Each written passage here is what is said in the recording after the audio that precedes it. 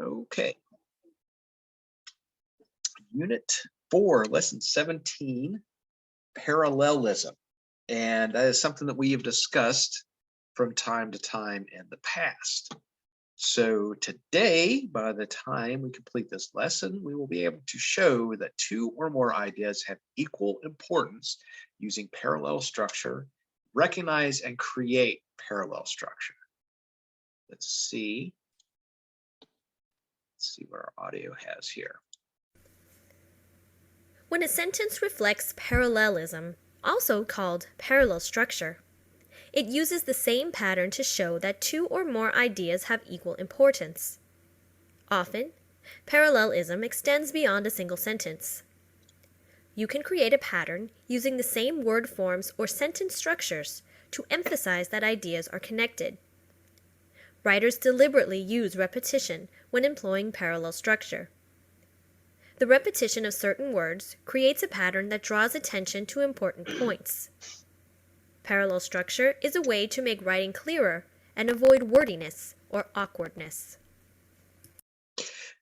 If you remember, I think the most recently that we discussed parallelism was when it came to writing. When we looked at it some in some of the reading lessons, and then again when we were talking about comparing and contrasting our two passages. One way parallelism is used, and one way you may want to use it when you're writing, is to emphasize a point, right? That's where we read some speeches. I think, like, Lyndon Johnson used it, JFK used it, these different people to really help drive home, right? It was talking about developing that pattern of speech, where you're really emphasizing and giving equal importance to a point. And the thing about it is you want to make sure that you use the same structure each time, and that your verbs and your nouns and everything take the same form, so it's balanced. And we'll see, where that could be a problem in making sure that you're not using some type of awkward or incorrect grammar when you're using parallelism. So what we have then, here we have some awkward phrases and then how to correct them. So the first one, that I like running, to swim, and biking. To swim, right? We need to change that so it flows better with the rest of our sentence. So we say, I like running, swimming, and biking. That next example, my friend's son and the daughter of my boss are both in the military. Really wordy, a lot going on there. So you can simplify it a little bit when you use parallelism. So my friend's son and my boss's daughter are both in the military, right? So that way you have the same form. You have my friend's son and you have my boss's daughter. You're leading with the pronoun my, right? That possessive pronoun. And it flows better. You can tell that it flows better. The next example, using only a hot plate and she has a microwave, my girlfriend makes fabulous meals. That's really disjointed. So you replace that, you say, using only a hot plate and a microwave, my girlfriend makes fabulous meals. So we're putting those two nouns together, hot plate and a microwave, instead of adding unnecessary pronouns in there and new words. Each Tuesday, I go to the gym and exercising for an hour, right? Mentioned this before. If it sounds funny, if it sounds weird, double check.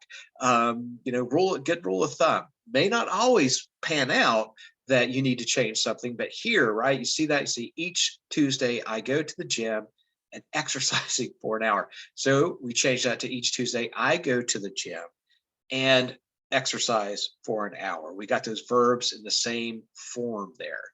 And then the last one, to err is human. Something that is divine, though, is forgiving. You change that, you just break that into two sentences. To err is human, to forgive is divine. So there you also use parallel structure when it comes to perhaps like some simple sentences. That's something we saw in some of those speeches where you drive home a point by using short, repetitive phrases. And a text says the use of and, but, or to connect items in a series should alert you to examine the sentence for parallel structure, right? If you're in items in a list, if you're using that structure, it's particularly with actions, but also with the form of nouns. So that first sentence is a good example. I like running, to swim, and biking. You could see that to swim really stands out. We need to change that.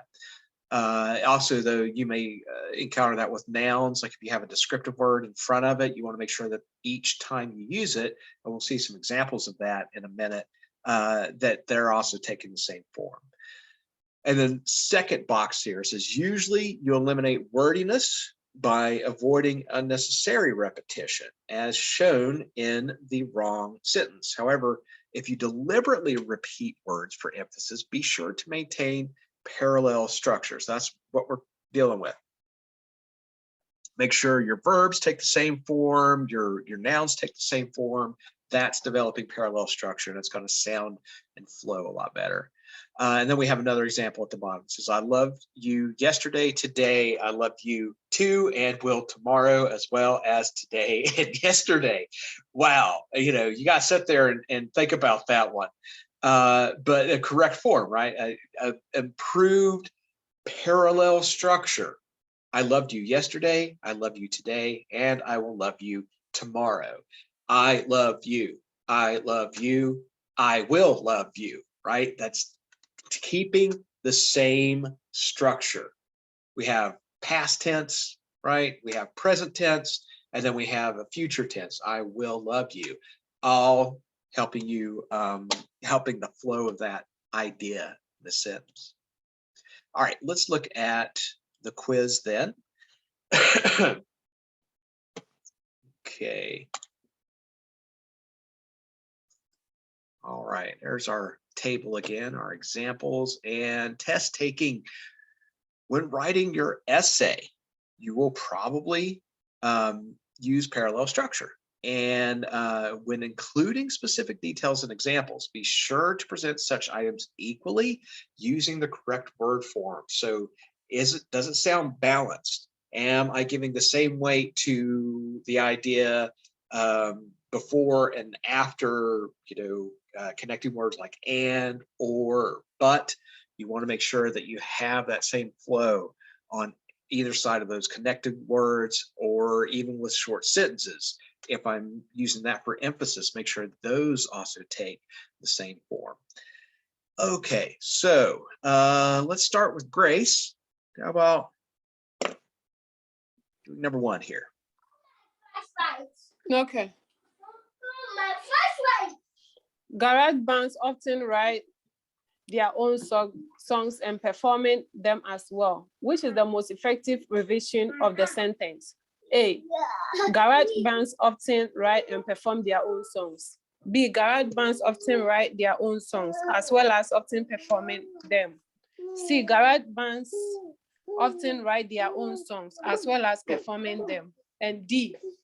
Often writing their own songs, garage bands perform them as well. A.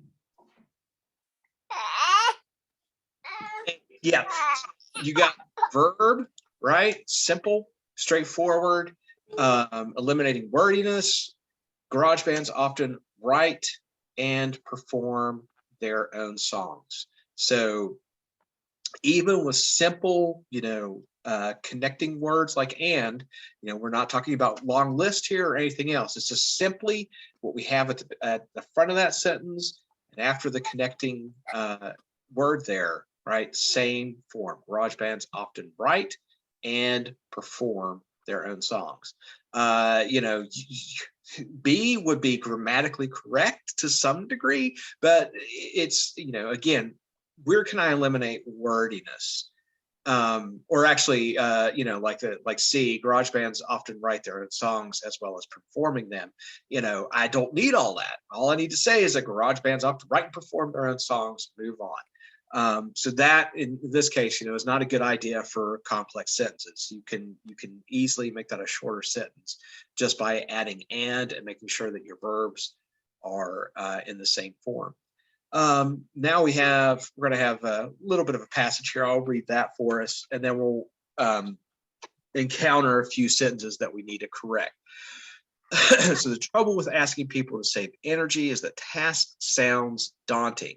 Sure, most people would like energy. So as I'm reading here, think about what I'm reading, see if any of these sentences sound awkward to you, and then we'll take a look at our questions here to see if those match up. Sure, most people would like saving energy and to have more money in their pockets. However, they're busy working as family as well as families. What people need to get the ball rolling are a few simple tips that they can use immediately. Take a walk through your home right now.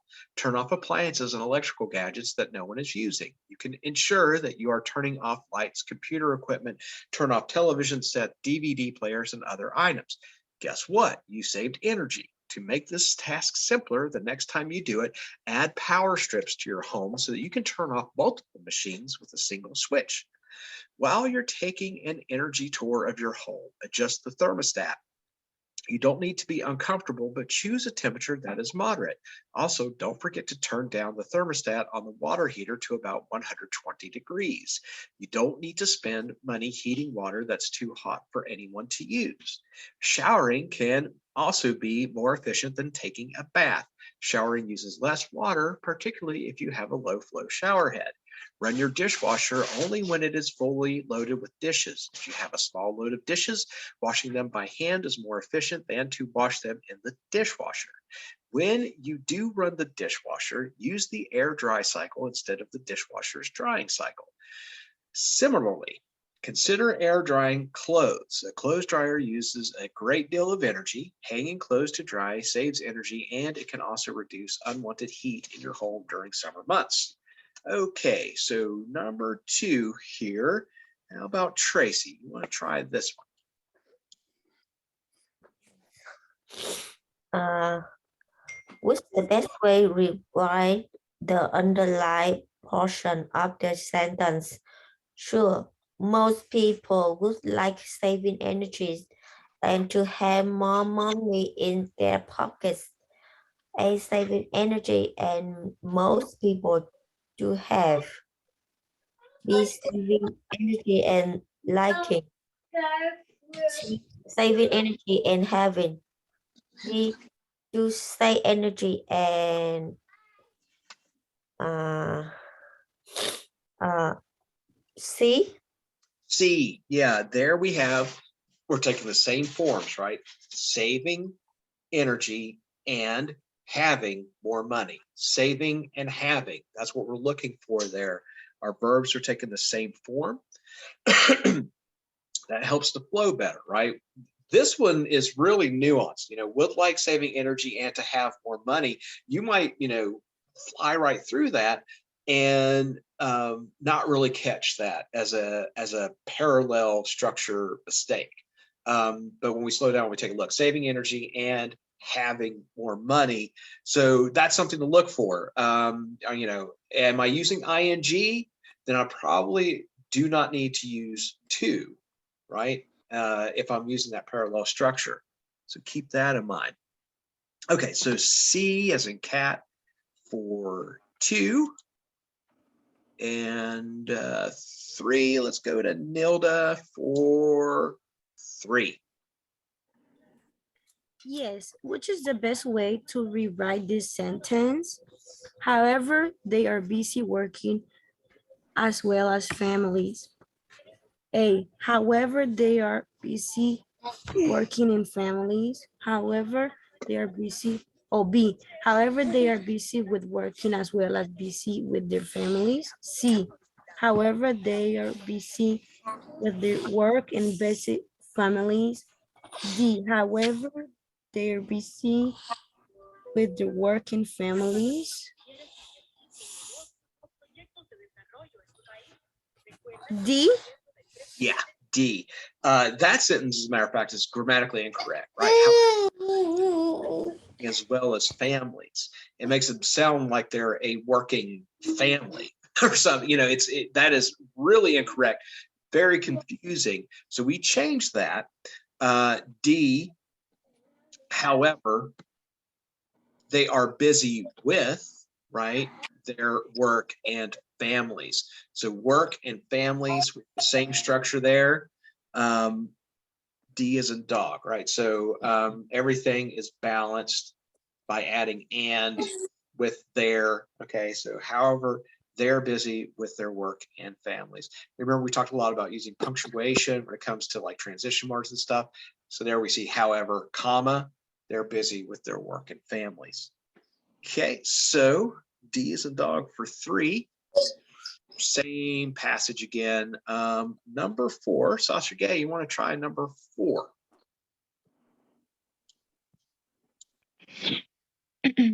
Which is the most effective revision of these sentences? Off appliances and electrical gadgets that no one is using.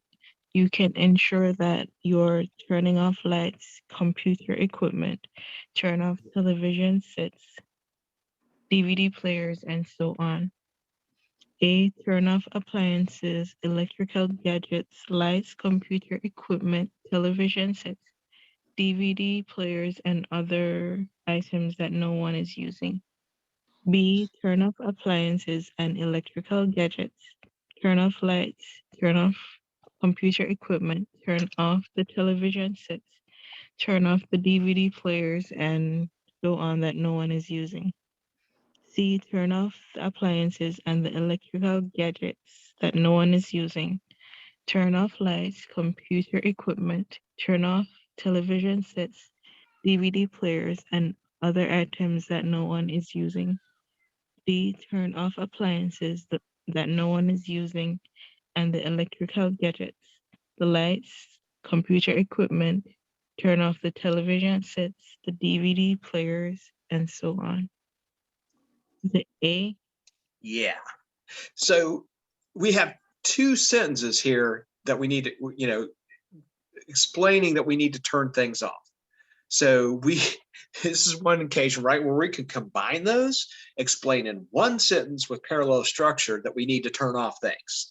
You know, that's a lot of words to explain, just turn off things. So A, right, we just say turn off appliances, electrical gadgets, lights, computer equipment, television sets, DVD players, and other items that no one is using. Still a long list, but you know, we don't need to break that up. We have the same information for both sentences in one sentence, as we're just telling people to turn off things.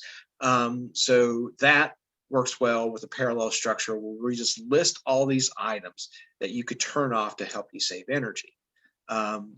Eliminates a lot of words, right? Eliminates that wordiness.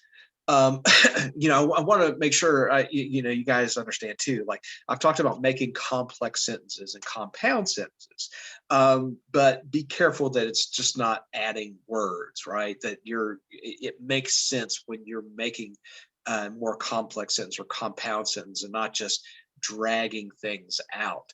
This is a great technique for undergraduate essays. You know, people are trying to, you give students a page limit or a word count that you want them to hit, and they start getting very verbose and they add unnecessary words to try to hit that, you know, word count or page count that you give them. And it's still, they're saying the exact same thing they could say in half the time. So, you know, make sure it's makes sense when you use more complex and compound sentences.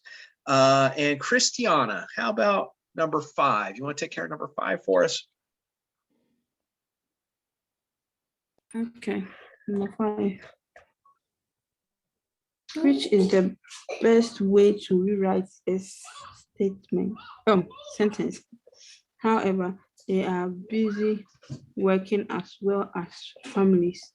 A, however, they are busy working and families.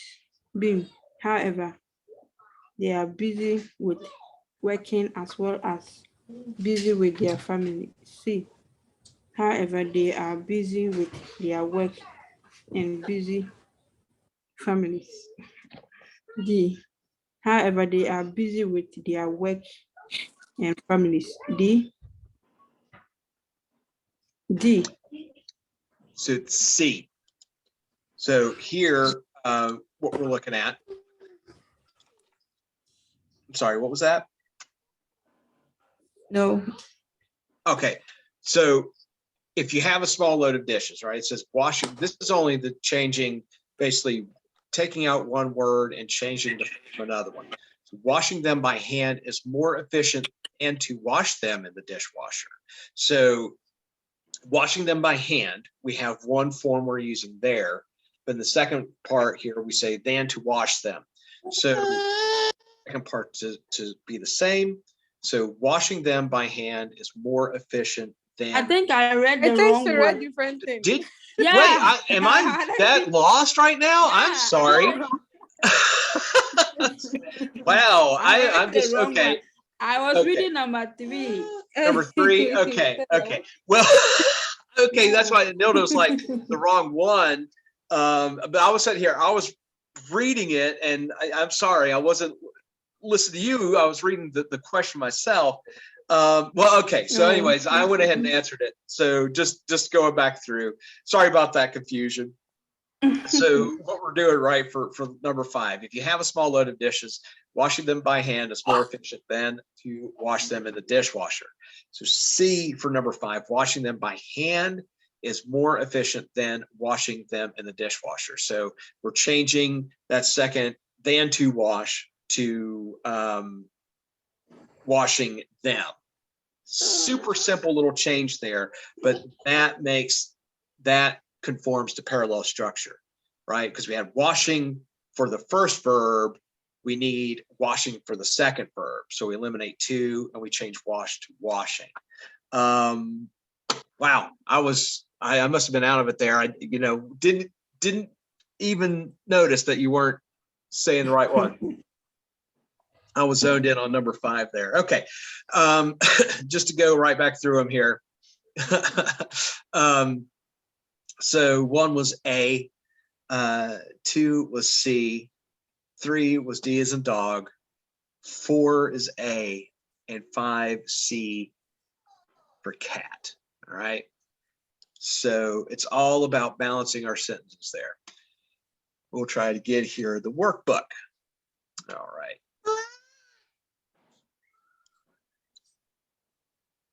All right, workbook, lesson 17. Okay, so now you've seen a little bit, right? We understand, like it shows in the bottom here, example, verb and verb forms should be written in a consistent form, right? Browsing, comparing, and budgeting are important strategies for saving money. So, or, if I were to say to browse, to compare, and to budget, right? I'd want to use one or the other. You don't want to mix those up. And also, sometimes you may run into situations with nouns that you need to make sure that they are in the right tense, they're taking the right form in order to keep that parallel structure. Here it says recall those sentences parallel structure if it displays a similar pattern to present ideas of equal importance. That's the other thing. You use that parallel structure, these ideas all have equal importance, right? Turning off each one of those electrical devices, we're weighing those equally. In the first example below, the positions played by Tommy are introduced in different ways. The correct sentence demonstrates parallelism. In the second example, the list of lessons learned should be written in a consistent form. So the awkward construction they use here, Tommy plays both wide receiver and also is the team's cornerback, right? We can just simply say Tommy plays both wide receiver and cornerback, right? When you throw both in there, we don't need to, reintroduce that he plays another position, which is kind of what this is doing. Tommy plays both wide receiver and cornerback. Second example, I learned many important lessons about working hard, perseverance, and to work as a team. Okay. So we need to change to make sure all those verbs match up. So what they do is they change working. I learned many important lessons about hard work, perseverance, and teamwork. And here they actually threw in that they use three different ideas there, or three different forms of verbs, right? Because they use working hard, then they use perseverance, and then they use to work as a team. We don't need all that, right? We just change to make sure the verbs line up with their form, right? About hard work, perseverance, and teamwork. By doing that, they all line up. Actually, that's verbs there. In the text, A here, it says, in the first example, using parallelism helps eliminate wordiness. Right? We don't need all those words. In the second example, the incorrect sentence mixes a noun. So that's winds up what happening if you wind up changing form sometimes. Perseverance, right? A gerund, right? Working, and an infinitive, to work. So correcting the sentence uses all nouns to show equal importance and clarity. That was kind of, took me a second there too, right? Changing to make sure that the ideas are all the same. That's the other thing. You can't mix up nouns and verbs when you're using that parallel structure. You have to make sure that they're all either nouns or they're all either verbs. And that a lot of times is a result of changing the form, right? Because we do have some verbs that are nouns, vice versa. Okay, making assumptions. So if a sentence contains a connecting word such as and, but, or, you can assume that the items or ideas in the sentence have equal importance, right? Well, I talked about if we're using those, they should be weighed equally. First part of the sentence, second part of the sentence are in a list. So make sure that you have the sentence balanced with the same verb or noun structure. Okay, so next set of questions here. Let's go back to Grace for number 1. Okay. Chris set aside time to ride his bike and studying for the test. Which correction should be made to the sentence? A, replace to ride with riding. B, replace studying with to study. C, replace studying to studies. And D, replace to ride with road.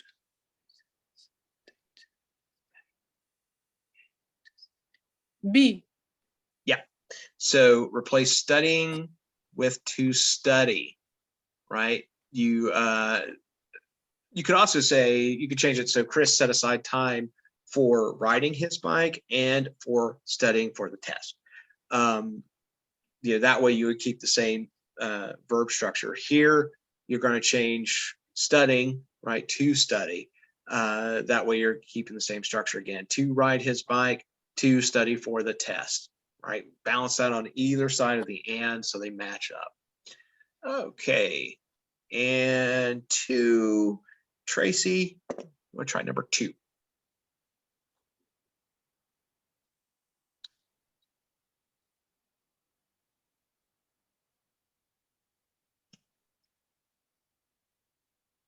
Tracy, you there? Yeah. Coaching literally provided an opportunities to serve as a coach and acting as a role model for the young people. Which correction should be made to the sentence? A, reply provide this, with providing. B, replace serve with serving. C, replace model with modeling. D, replace acting with to act. Providing with serve and with model.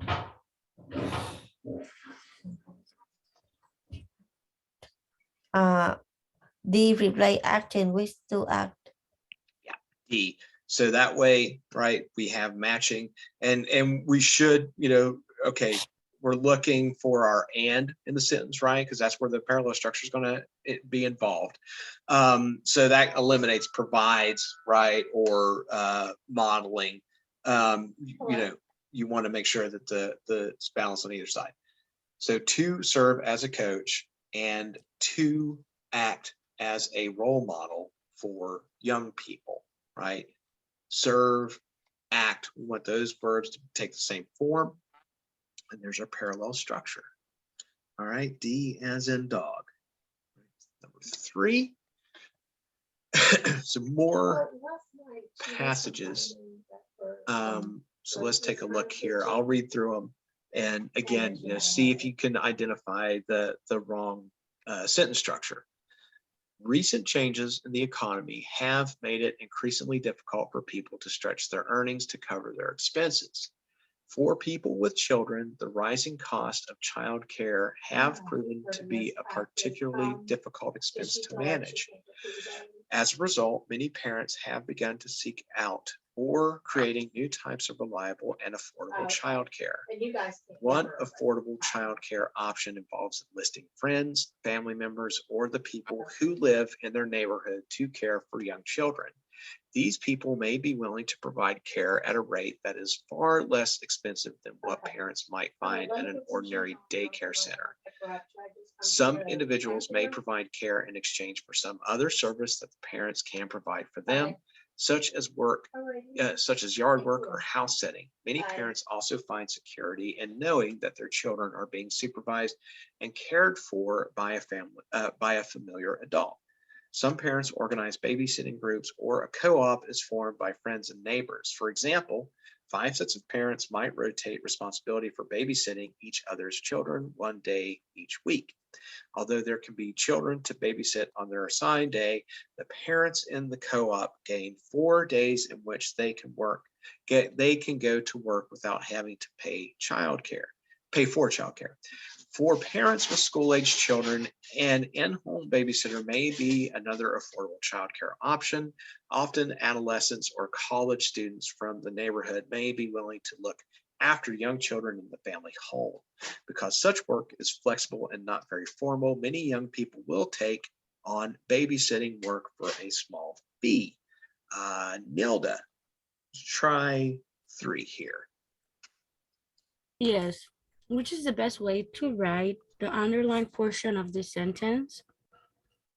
As a result, many parents have begun to seek out or creating new types of reliable and affordable child care. A, to seek out or to creating. B, seeking out or to create. C, to seek out or to create. D, to seeking out, creating new types.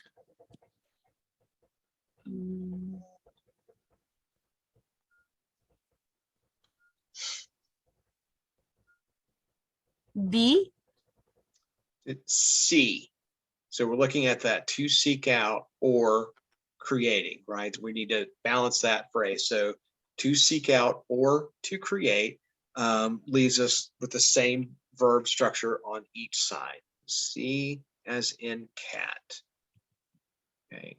Here, D, if you say to seeking out, you would have to have and there. Let's see here. So it said many parents have begun oh no, that would be incorrect either way. That'd be an awkward sentence structure. To seeking out and to creating, yeah, that wouldn't be right. So C there, we balance that out, to seek, to create. Number 4, let's go to Sasha Gay.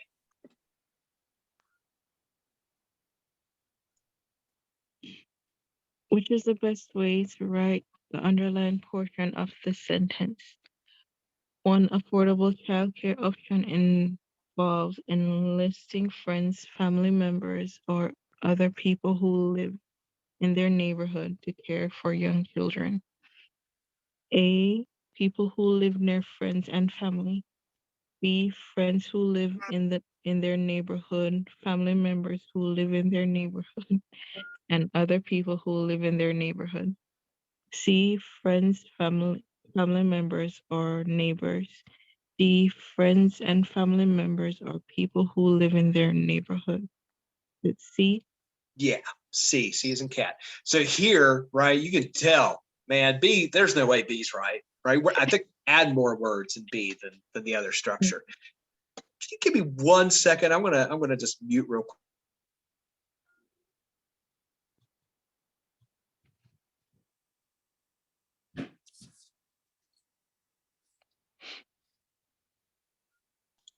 Okay, I'm back. Apparently my daughter's sick. My wife's gonna go pick her up from school. So friends, family members, or neighbors, right? It's that simple.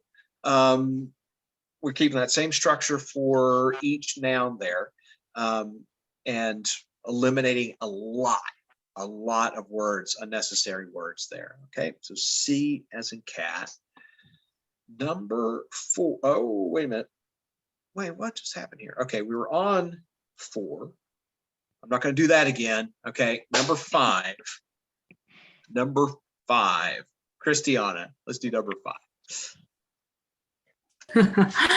Okay, number 5. Which is the best reversion of this sentence?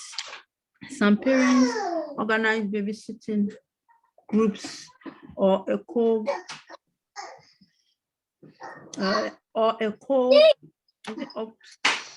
Co-op. Yes. Yeah, co-op. Co-op, okay, is formed by friends and neighbors. It is some parents organize babysitting group or co-ops by friends and neighbors. B, some parents organize babysitting group or co-ops with friends and neighbors. C, with friends and neighbors, a babysitting group or co-ops is organized by some parents. D, some parents organize and form babysitting groups or co-ops with friends and neighbors. Is it D? It's B. Some parents organize babysitting groups or co-ops with friends and neighbors. The one thing here you encounter, if you see a comma and you see the word and or, you'll need to have another independent clause after that, right? You need a whole subject, verb, and the tail, right? You need a whole other sentence if you're using a comma in a situation like this. So here, you do have that, or a co-op is formed by friends and neighbors. Some parents organize babysitting groups, comma, or a co-op is formed by friends and neighbors. Correct. That is correct. As far as having 2 independent clauses, we can eliminate words though. Too many words, too much going on there.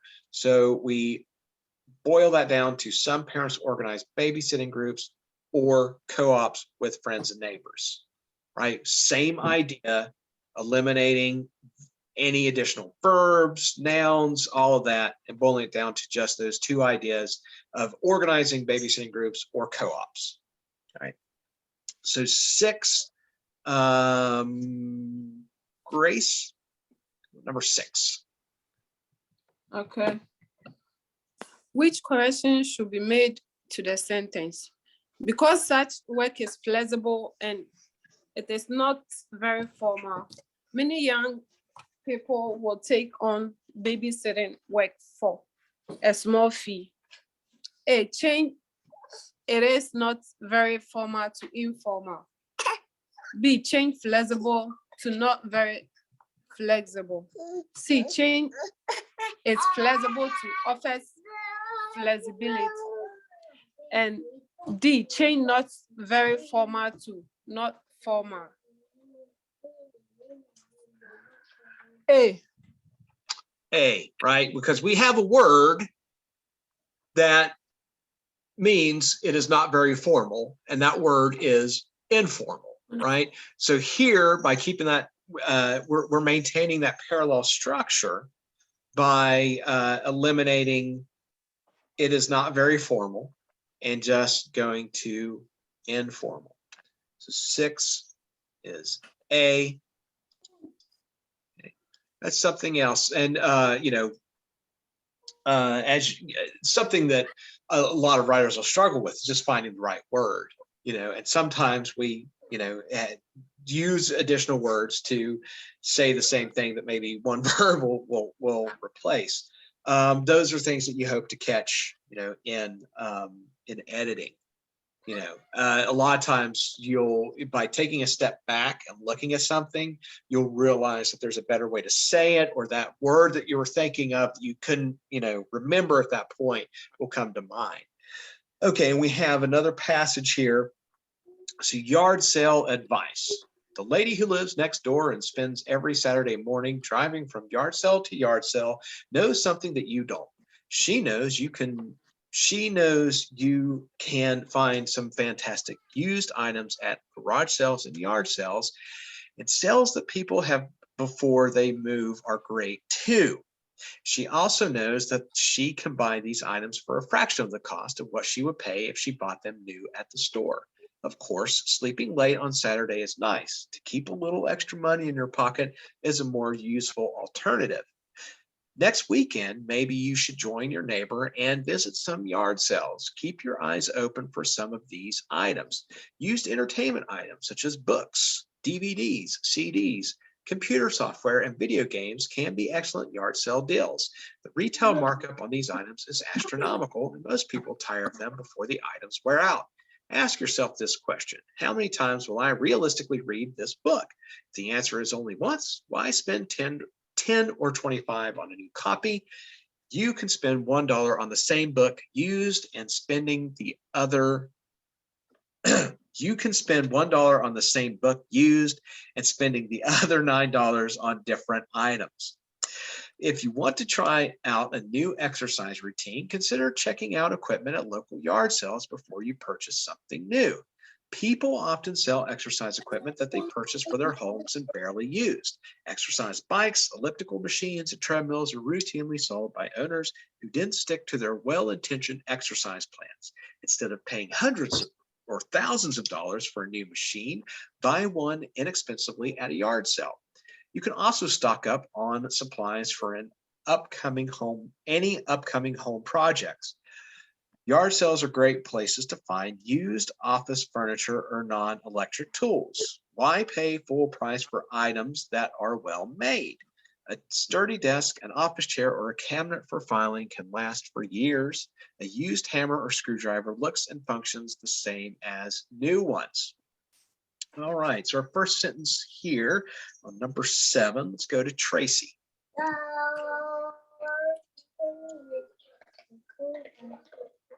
Seven, what's the best way to write the underlined portion of this sentence? She knows you can find some fantastic used items at garage sales and yard sales, and sales that people had before they move are great too.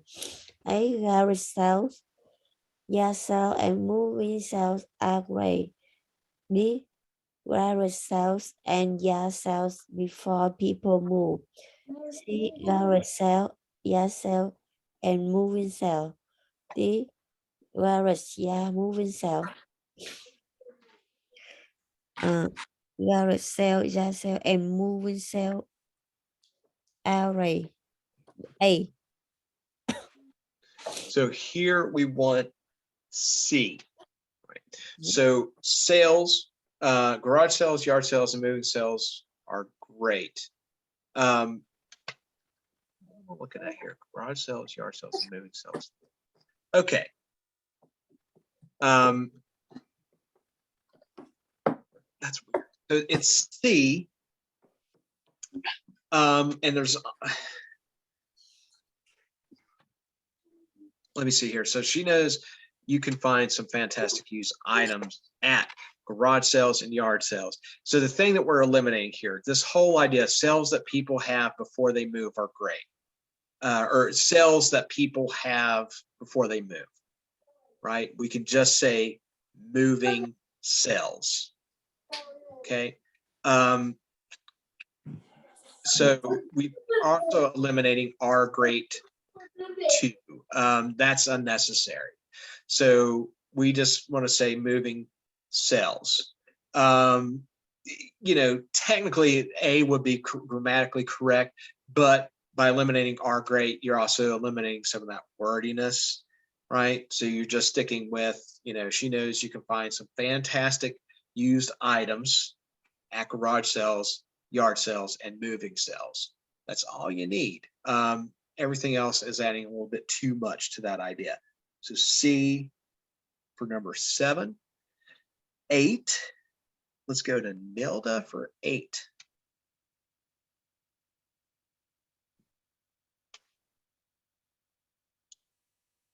Oh, Nilda's unavailable at the moment. So let's go on down to Sasha Gay for 8.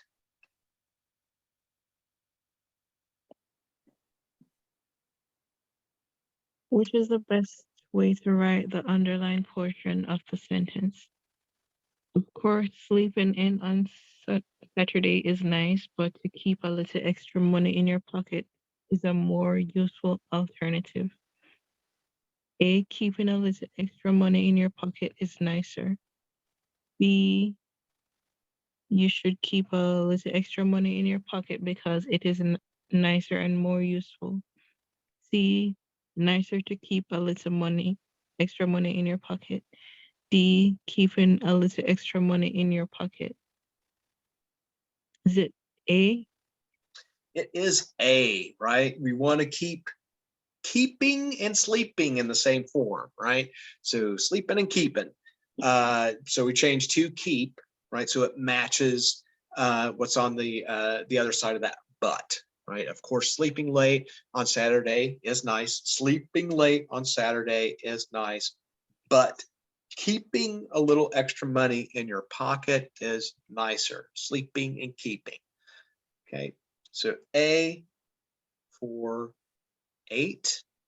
More yard sale advice here for number 9. Christiana, would you like to try number 9?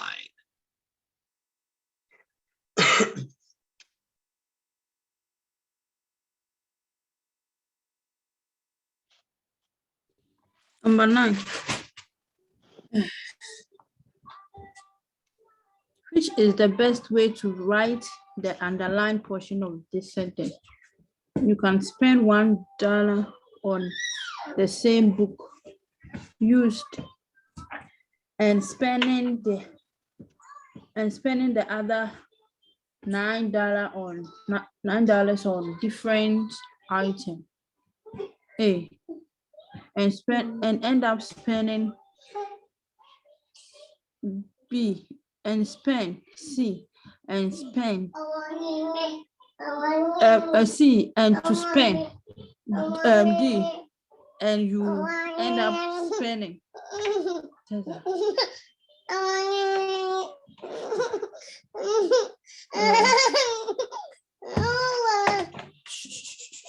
I'm coming.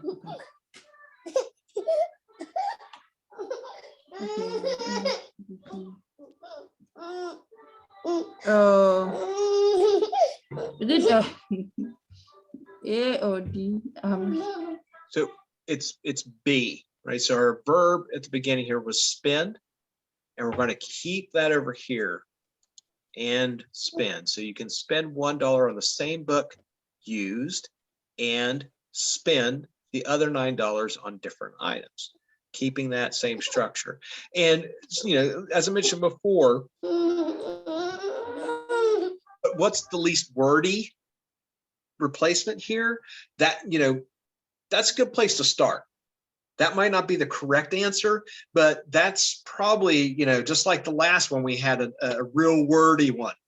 Okay, start with the ones that are less wordy and look at those as the correct answers, right? Because that's one of the tricks that we want to do is eliminate that wordiness. And here super simple. We're just replacing spending with spend.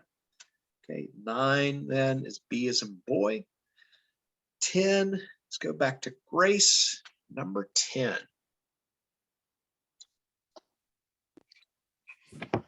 Okay. Which correction should be made to the sentence? A steady desk, an office chair, or a cabinet for filing can last for years.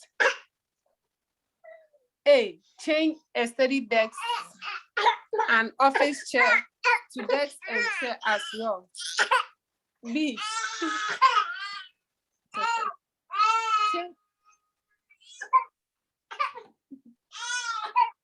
change a cabinet for filing to a filing cabinet. And change a steady desk to a desk that is steady. And D, change an office chair to a chair for an office. B. B, yeah. So here's one of the situations where we're looking at the correct form of the verb, right?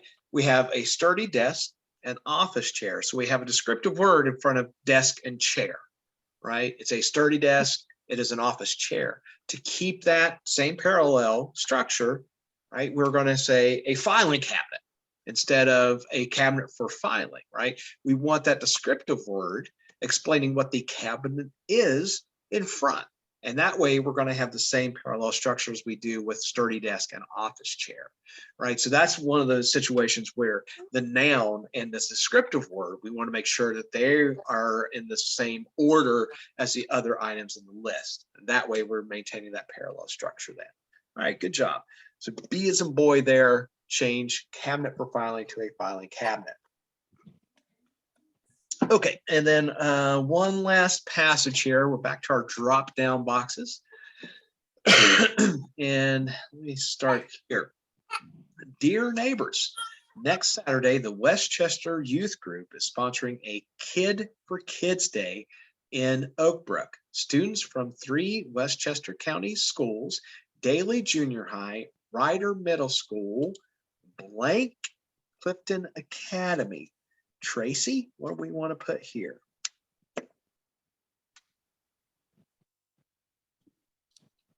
The episode and as well as students from and students but it's see the students from We just need and, right? Because we have Daly Junior High. We have a list of the schools involved. So we have Daly Junior High, Ryder Middle School. So we just need and Clifton Academy, right, to keep that all parallel structure. As well as Woodwork. What's that? But because I think and as well as is the same meaning. And You could use as well as. yeah. Yeah, that is grammatically correct, but it's a little wordy, right? We could just use and that, you know, is a little more straightforward. So that's what they're looking for there. Yeah, as well as would work grammatically. I will point that out. It also C and students from Clifton Academy also works.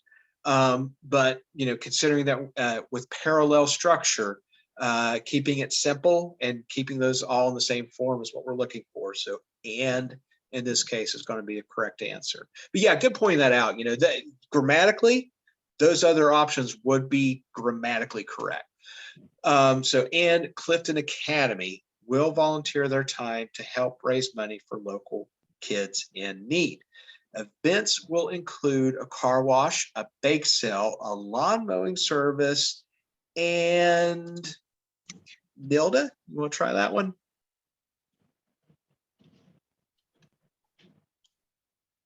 She's not available still.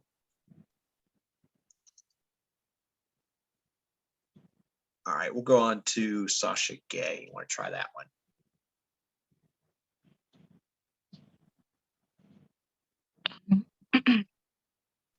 A, the pruning of trees. B, trees can get pruned. C, pruning trees. And D, tree pruning service.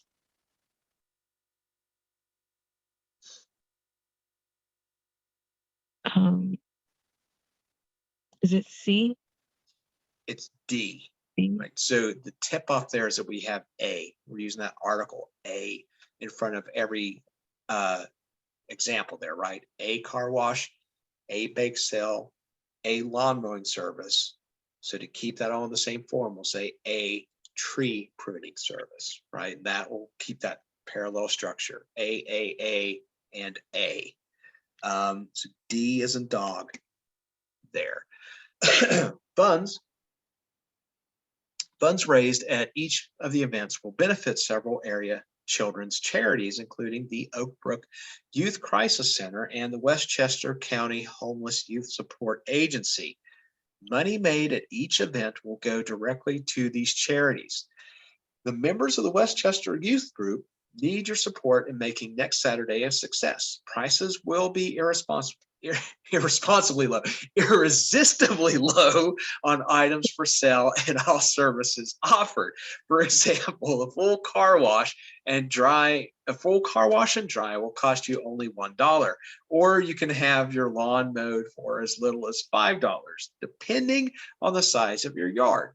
The bake sale will have unbeatable prices. For example, you can buy 4 cookies blank. Christiana, you want to try that one?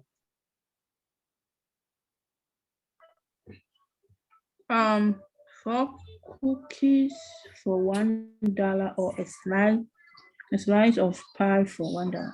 D. B, yeah, or a slice of pie. $4 I said D. D. Wait a minute. Yeah.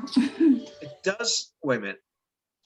Let me just see something here. For example, you can buy 4 cookies or a slice of pie for $1. D, for example, you can buy 4 cookies for $1 or a slice of pie. Wait a minute.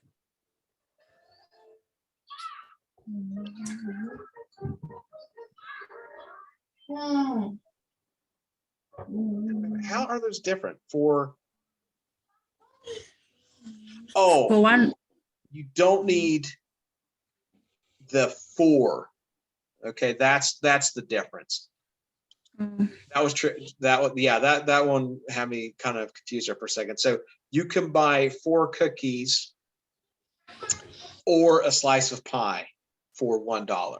So if that 4 is unnecessary in D, right? That's why it was throwing me off. You could say you can buy 4 cookies for $1 or a slice of pie for, but then you're getting into that wording. That 4 before $1 is unnecessary. So you can buy 4 cookies or a slice of pie for $1. Okay. If you can help Kids for Kids, head to one of our participating schools this Saturday and take part in one of our events. You can buy great baked goods at Daly Junior High, get your car washed at Ryder Middle School, or blank. Grace, we'll try that one. All right.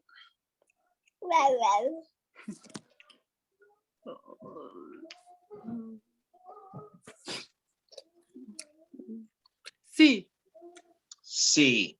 So, right, you can buy great baked goods at Daly Junior High, get your car washed at Ryder Middle School, or sign up for lawn services, right? So we have a verb for each one of those, the list of actions that you can do, right? Get, or you can buy, get, or sign. Those are all in the same form, right? That's what we're looking for, is those 3 verbs line up. So there, C for that last one. All right. And that was parallelism. just kind of have to slow down and think about, do my verb forms line up? Do my nouns line up? Okay.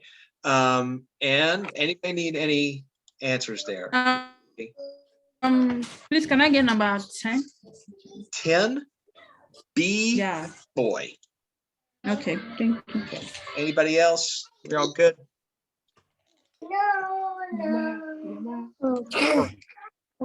Now on to transitions.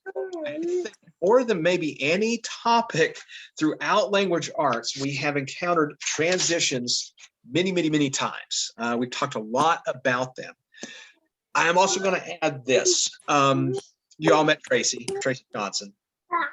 I had a conversation about her. She had some insight into what you need to do on your extended response. And one of the things she said the graders like to see that they will look for are the use of transitional words and phrases, that you're leading into new ideas and things like that with transitional phrases. So make sure, where appropriate, of course, that you use those transitional phrases. So lesson 18, unit 4, by the time you complete the lesson today, you'll be able to use transitions to show connections between ideas. And like I said, we have been talking about transitions almost this entire, language arts class from unit 1 through, they've come up multiple times. But we'll take another look here as far as getting ready to actually write and how we might want to use those. So we'll listen to our audio. A good writer uses transitions, or words and phrases that show connections between ideas, to create a complete work. Transitions connect ideas within a paragraph and also lead readers logically from one paragraph or section to the next. Right, so transitions. Helping guide the reader that something new is coming up. I kind of call it like you're switching gears. Something's about to happen. You're either showing contrast, you're moving through time, you're adding additional information, and we'll have a list here, I believe. Yeah, so time, similarities, and contrast. That's the three major area in which these transitional words and phrases fall into. And you're right, it signals some type of transition. Right? Talked about signal words. We're looking, when we encounter these, we know something is changing. So for time, right, you can show transitions in time. First, subsequently, next, earlier, then, later, finally, yesterday, after that, today, right? So if you're talking about ideas, you may sequence them. So you can use first, second, finally, points like that, or actual, moments in time, yesterday, later, earlier. And typically you're going to use a comma after that. If you're, if it's at the beginning of a sentence like that. Similarity, likewise, furthermore, also, similarly, in addition, in the same way, what's more, equally, moreover, just as, right? Showing similarity. All of those words, one way or the other, show similarity. And you have some variety there, right, that you can use. Showing contrast, right? There's another big one where we're going to use a transition word, although, on the other hand, but, nevertheless, despite, nonetheless, however, yet, in contrast, conversely. So a transitional word or phrase often appears at the beginning of a sentence. In this position, is usually followed, like I've been talking about this, by a comma. So nevertheless, I was still very tired. Yet, however, despite, nonetheless, any of those, also, you're going to use a comma right after it. It sets off itself to one unit. And then some transitional words join ideas within a sentence. I was tired, although I had slept for 9 hours, right? We use but typically, in the middle of a sentence. Study the sentences below for examples of how to use transitions. Right? First, I bought groceries. Then I did laundry and washed the car. He was nervous. However, he didn't let his emotions show.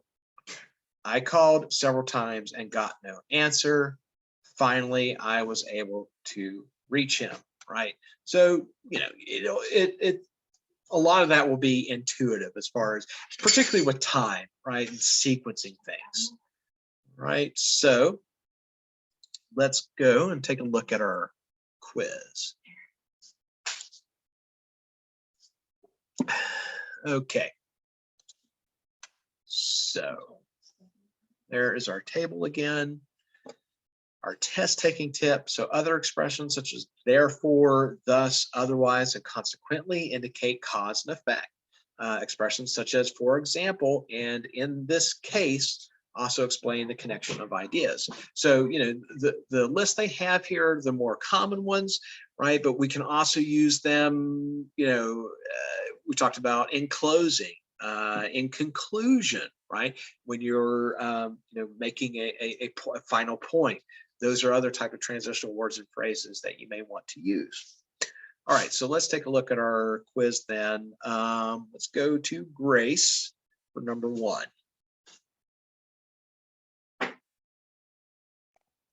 Okay.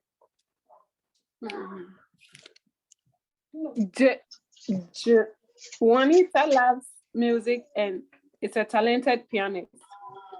Consequently, her twin sister is not interested in music and cannot play the piano. Which revision should be made to the underlying portion of the second sentence? A, similarly, her twin sister. B, in contrast, her twin sister. C, therefore, her twin sister. And D, later, her twin sister.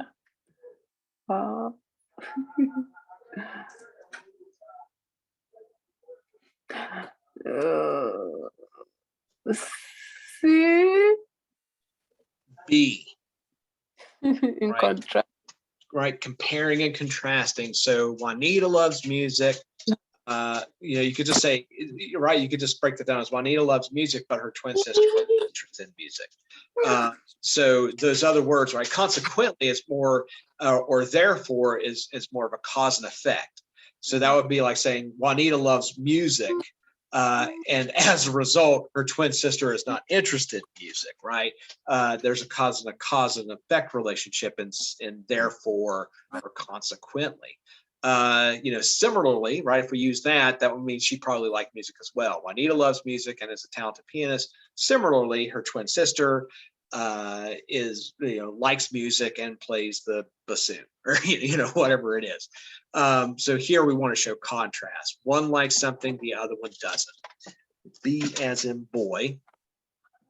Okay, and our drop down boxes here, paragraphs.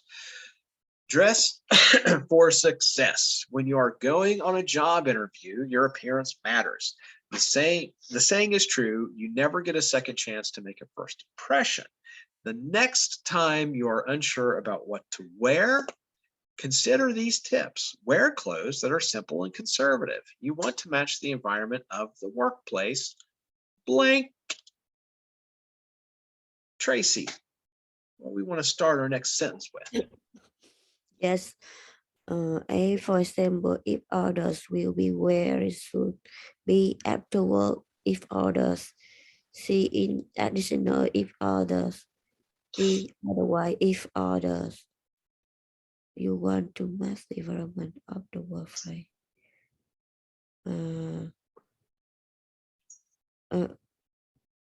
A.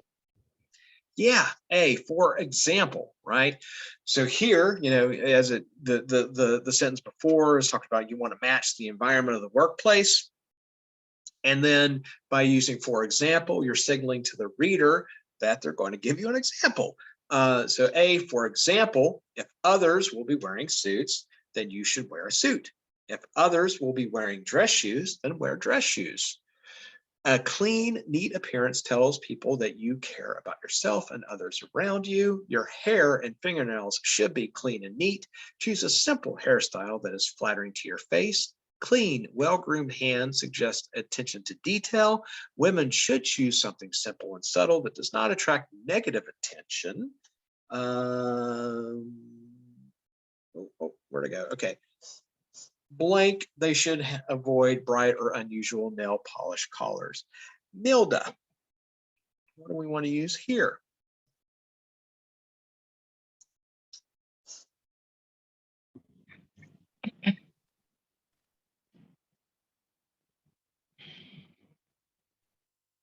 No, she might not be there again. Sasha Gay, you want to go ahead and take that one? See, therefore. Therefore, right? So, you're showing first off, dressing simple and subtle. Therefore, right? You should, or they should, avoid bright or unusual polish colors. The other examples, right? First, we didn't have a list of any type. So first, finally, those ideas don't work here. Those transitional statements don't work. Similarly, right? That doesn't work because we didn't have an example before. If they had said something about wearing, you should choose, collars for your suit like black, gray, or blue, something like that. Then you could say, similarly, they should avoid bright or unusual nail polish colors. Here, you go with therefore. All right, and then when choosing accessories, understatement is the key. Do not wear too much jewelry, cologne, or perfume. Too much jewelry can look gaudy. Blank cologne or perfume may cause discomfort. Christiana, you want to try that one? D, likewise, too much. Yeah, likewise. So that's sort of like similarly, right? Do not wear too much jewelry, cologne, or perfume. We're going to show similarity here. Too much jewelry can look gaudy. Likewise, too much cologne or perfume may cause discomfort to those around you. Okay. Do not chew gum or suck on mints, but make sure that your mouth is clean and your breath fresh. A winning smile will attract others to you. Although you want to be yourself and dress in a way that suits your personality and style, remember that your goal is to be noticed for your skills, excuse me, and abilities. Your appearance should make a nice blank. Grace, what do we want here? Oh, your appearance should make nice. B. But, right, we're showing a little bit of contrast, right? Your appearance should look or should make a nice impression, but it should not distract the interviewer. So we have a little bit of a contrast there. We want to make sure that we have but to show we have a contrasting statement. All right, so there's the quiz. For example, therefore, likewise, and but. And we're seeing, using those in different places, right? They're either going to be at the beginning of a sentence, and then things like yet or but will often divide a sentence. Okay, let's move over to the workbook. Some more examples. Right, there's a little list here. The more common, we're going to use transitions to show time, similarities, or contrast. It may also be consequences, right? Therefore, things like that may fall into other. These are the most typical, but you will, like we said, also, when you're going to make a concluding statement, you may use it in closing or in conclusion. And then test taking tips here. So other expressions such as therefore, thus, otherwise, and I'm still on the quiz. No wonder that looks familiar. I'm just chalking this up to the time change. It's got me all thrown off. Okay, so remember the transitions show the relationship between two pieces of information, right? That's the other idea here. If you have one at the beginning of a sentence, it's still offsetting what came before it, right? It's either adding additional information, making a similarity, it's going to show contrast, something like that. So that's something to keep in mind. I like this just as I like that, right? I like both items to the same degree. That's what that's saying, just as. Similarity is showing there. I like this, although I do not like that, right? So I like one thing, but not the other. We're showing contrast. I liked this. Subsequently, I liked that. After I liked one thing, I liked another related thing. Subsequently, right, it's going to show some passing in time, or in a list. So and then use transitions between sentences. So in the middle, or then at the beginning. I have a new cell phone, however, it is difficult to use, right? So despite being new, the cell phone isn't easy to use. It's showing that contrast. I went swimming, then I ran to the store. So that's showing time, right? I did one thing, then I did another. I believe taxes are too high. For example, sales tax is 8%. So showing, that the 8% sales tax is too high, giving an example of, the opinion stated prior to that, right? Very simple sort of statement of opinion and a fact, right? That's what's going on there. Our text shows some transitions mean the same thing and are used interchangeably. I've mentioned this before. For example, it shows like nevertheless and nonetheless both mean in spite of, depending on the sentence, however, but, and yet can have the same meaning. It's sort of about what may work better in that situation, what sounds better, what flows in your sentence better. But yeah, some of those are used very similarly. And then remember that a comma often follows a transition when the word or phrase comes at the beginning of a sentence. You're going to offset that. It's its own unit, right? We talked about commas are setting off individual units in the sentence into meaningful units of a sentence. And content topics here. Transitions often show causal relationships.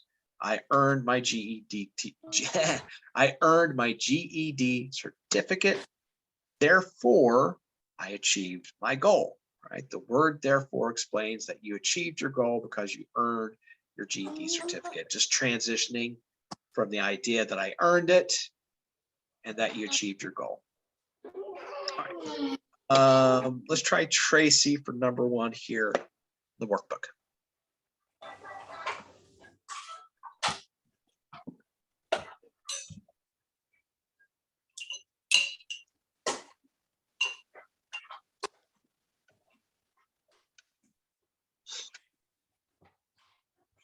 Tracy, are you there?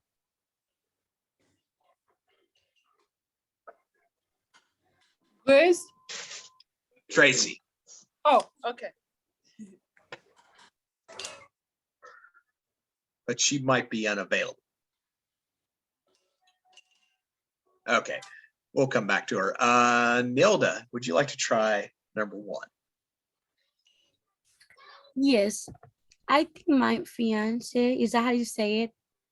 Fiance, yep. Fiance is spending too much money on our wedding. I want her to be happy. Which transaction is the most effective to use at the beginning of the second sentence?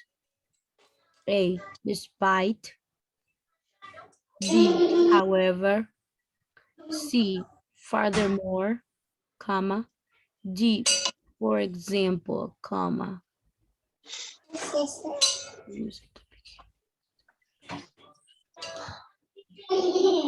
B. Right, we're showing a little bit of contrast there. The idea that spending too much on your wedding might be causing a little pain, but then the idea that if that makes you happy, right? So here, however, works the best, showing a little bit of contrast between the idea that they're spending too much money, but they want to be commenting, giving her opinion that it's spending too much money. Number one is B as in boy. Christiana, would you like to try two? Okay. Number two. He rarely drives. He has two cars. Which is the most effective reversion to the underlying portion of the sentence? A, drives in contrast, he. B, drives in addition, he. C, drives although he. D, drives conversely.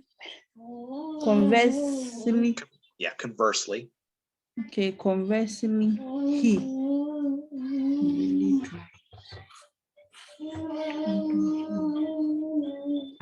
this C? Yeah, C. So first off, those two simple sentences, those are grammatically correct, right? Nothing wrong with saying he rarely drives, he has two cars.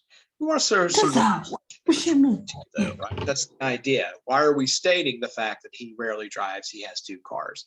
So by putting although in the there, he rarely drives, although he has two cars. Now we've built a relationship between those two ideas. So two is C. And on to our passages. So writing a resume. A resume has one primary function. Excuse me. To get you an interview. For some jobs, employers may receive hundreds of resumes. You want your resume, which may end up among stacks of others, to grab the attention of a potential employer. You want the information to cause this tired, overworked employer to think, I've got to meet this person. Blank. Follow these tips to your resume. Sasha Gay, what do we want for this? C, to begin. To begin, right? So here we're starting something, right? So I've got to meet this person. C, to begin, follow these tips to get your resume to the top of the stack. Resume has two components, design and content. You want the design of your resume to be clean, neat, and easy to read. Employers have little time to read each resume. Blank. Choose the information that is more relevant. Grace, what we want here.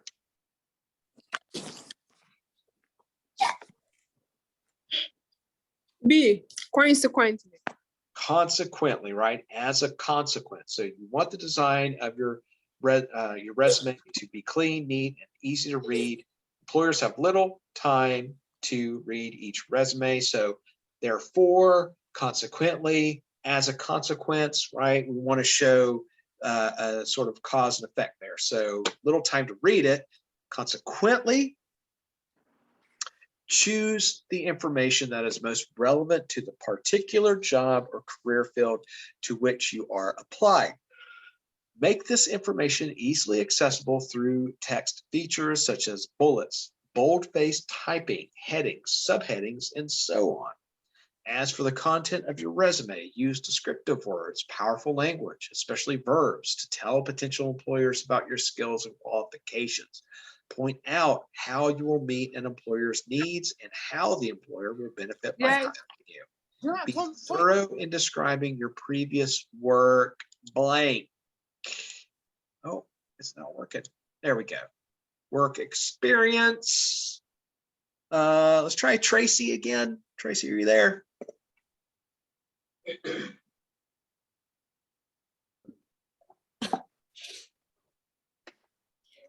Be thorough in describing your real work. Appearance whatever. Don't try to cram. Be experience. For example, don't try to cram. See experience. But don't try to the appearance in contrast to your work. Your work.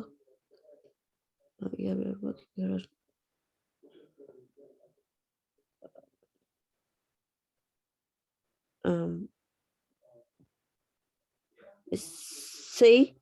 C, right? But, so describe your previous work experience, but don't try to cram a resume with everything you've ever thought, said, or done, right? Simple transition there from describing your work history, right? Although you do not want to do this on the other side, but try to cram a resume with everything you've ever thought, said, or done. Blank when writing your resume, Nilda. Whoop, there we go. What do we use here?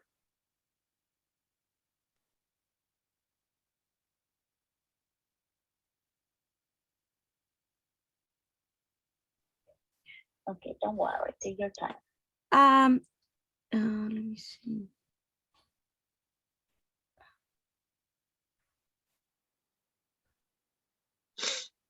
D.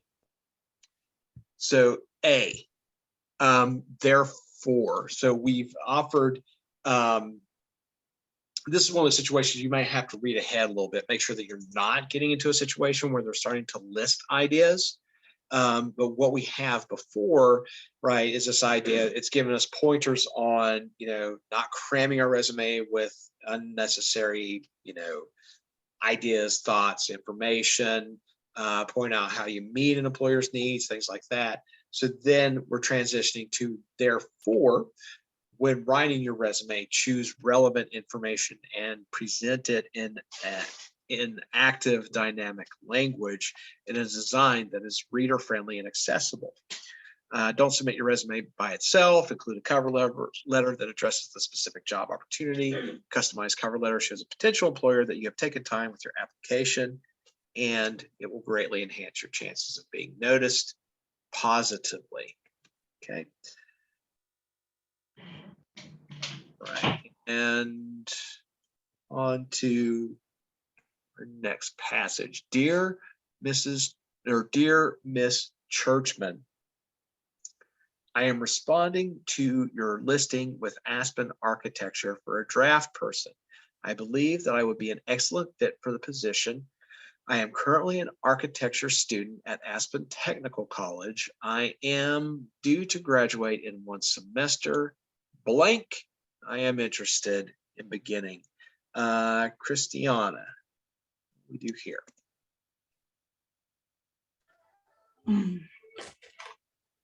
A, for this reason. B, the same way. C, converse. B, still. Interested.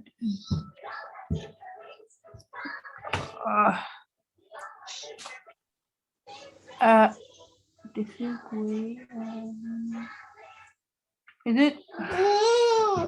Yeah, I'm not sure. B. Oh. It's A. So I'm currently, right, they're stating I'm currently an architecture student at Aspen Technical College.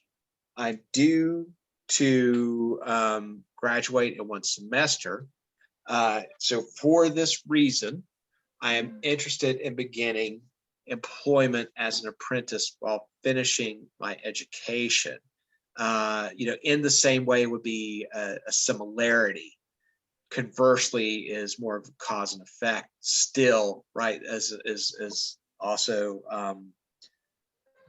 sort of contrast. But for this reason, that's one of those kind of falls out of the those 3 kind of examples that we've looked at in the table. But it's sort of like in conclusion, right? For this reason, I am interested in beginning employment as an apprentice while finishing my education. Prior to beginning my education, I worked in home and commercial construction. This experience has proven quite useful in drafting as I understand the end result of my work. Blank, I have real world experience and understand how technical drawings are used by construction professionals. Sasha Gay, try that one. Moreover. Moreover, right? We're adding additional information. So, talked about experience. It's proved useful in drafting, understand the end result of my work. Moreover, right? In additionally, right? We're adding furthermore, I have real world experience and understand how technical drawings are used by construction professionals. To illustrate my capabilities, I would like to share with you my portfolio of construction work. I am a punctual, hardworking person, Grace. I am a punctual, hardworking person. C. Consequently, right? Cause and effect. I'm a hardworking person. As a consequence of that hard work, you are likely to find that I am the first to arrive at the office in the morning and among the last to leave. My passion for and my energy in this field will certainly benefit your company blank me for an interview at your earliest convenience. Tracy, what do we use here?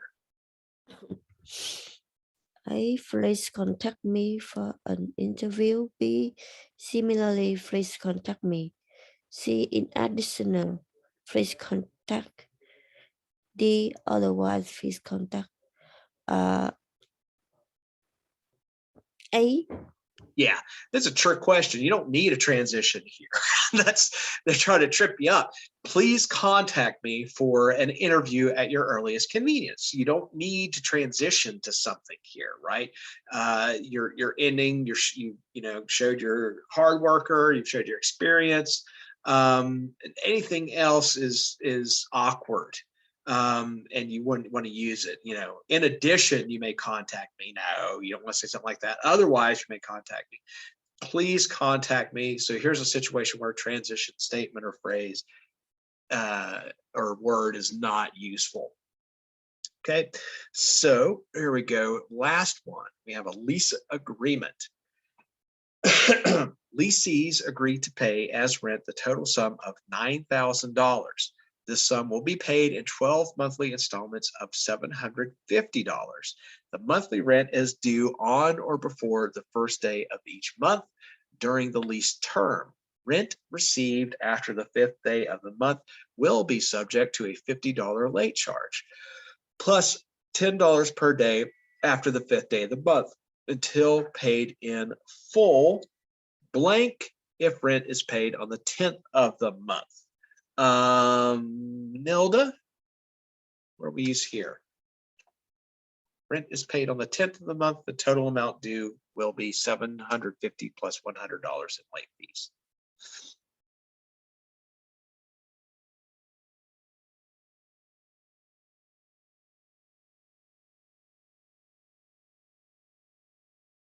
No, Nilda. Let's try Christiana.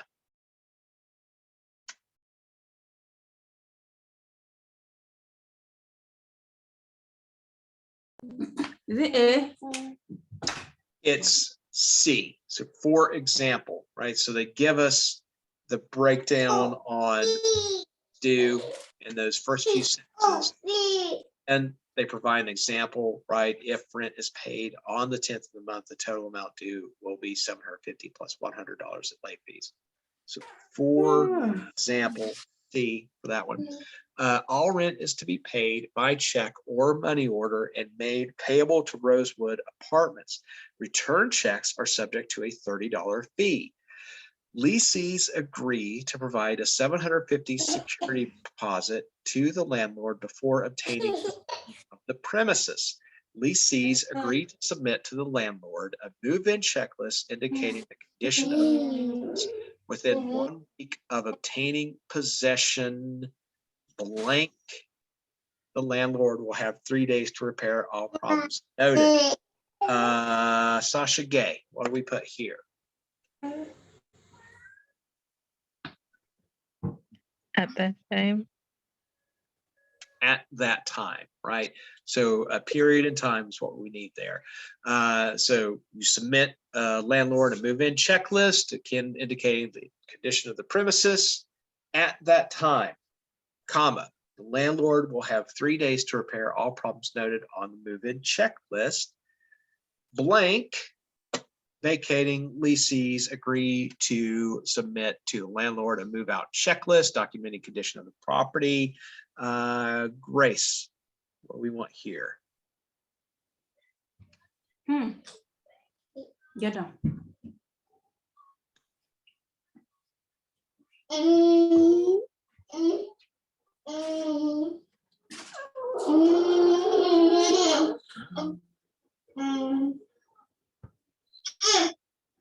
Grace?